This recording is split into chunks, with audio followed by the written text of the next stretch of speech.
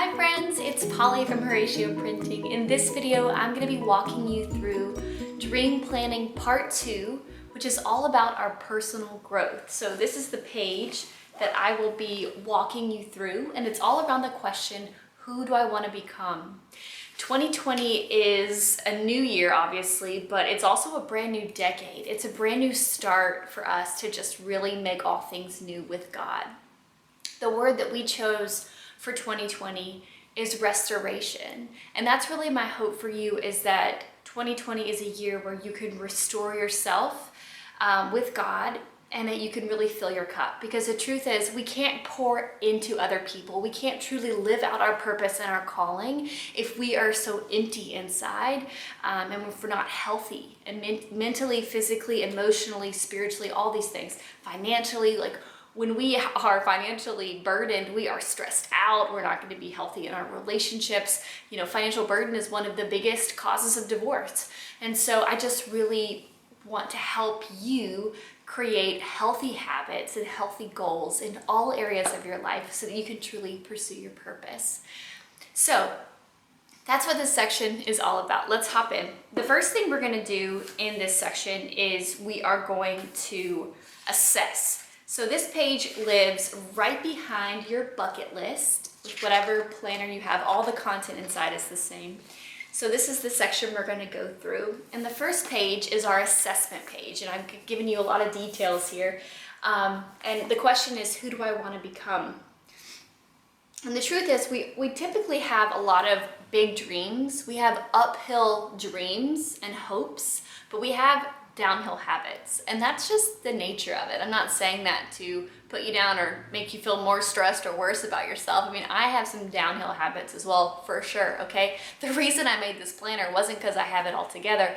The reason I made the planner is because I'm a total mess, and I really needed this. So the first thing we're going to do is assess, and we're going to assess in these 6 categories of our life. So the 6 categories are spiritually, physically, relationally, professionally, financially, and personally. And we're going to ask ourselves, honestly, how am I doing in all these areas? You know, if I think about from 0 to full potential, where am I at? Am I 50%, 75%, 10%? Like, where am I at? And the truth is, we're going to figure out today, right now, what our weakest area is, okay? So I want you to seriously take some time, and you're going to fill it out. And I have an example right here for you, and then I just did mine. This is my personal wheel that I just filled out. So just take a quick second to sketch that out. If you want to pause this video right now, feel free to do it right now.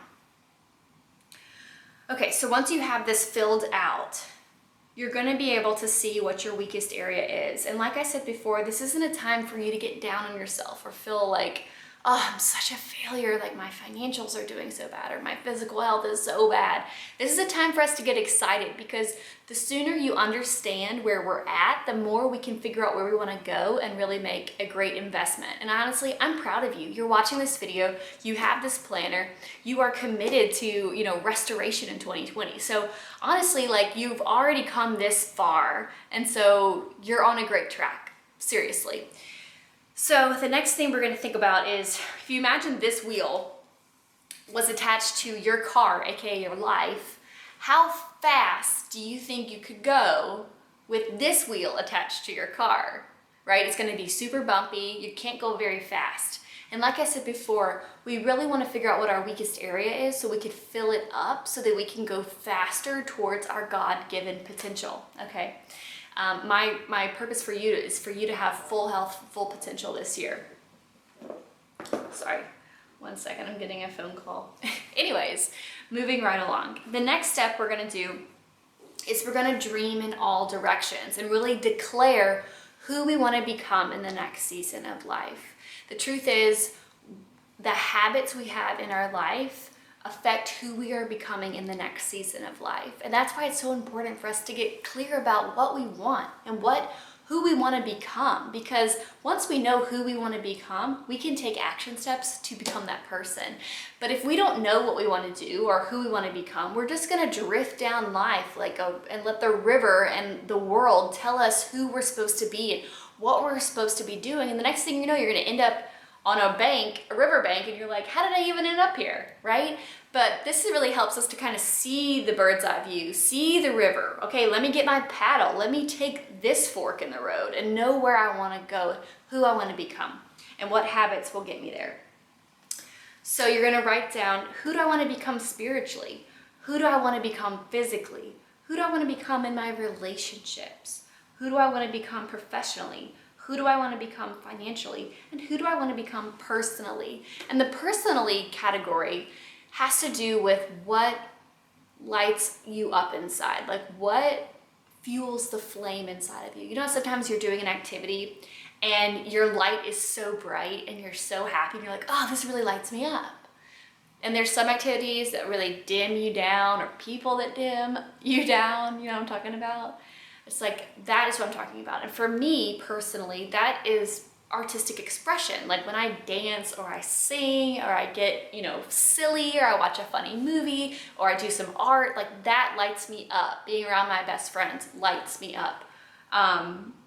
So am I taking time to do those things? You know, like, am I taking time to worship? That's what lights me up. Am I taking time to read my Bible every morning? That's what lights me up. And it's asking yourself there, like, to your potential of living and getting to do those personal joys.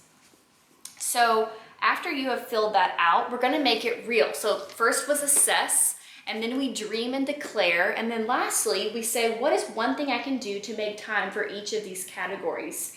So what's an action you can literally take today? And I made this exercise up when I was completely stressed and I just felt like my life was falling apart. And so I wrote down a wheel of like all my areas and who I really wanted to become and what was something I could do right now in my schedule. The truth is, our schedule typically gets filled up first with demands, with all the urgent things, the appointments, and the things that other people have put on our life. But I want to challenge you to start your plans of the week with this: who I want to become, making time for these blocks of time first.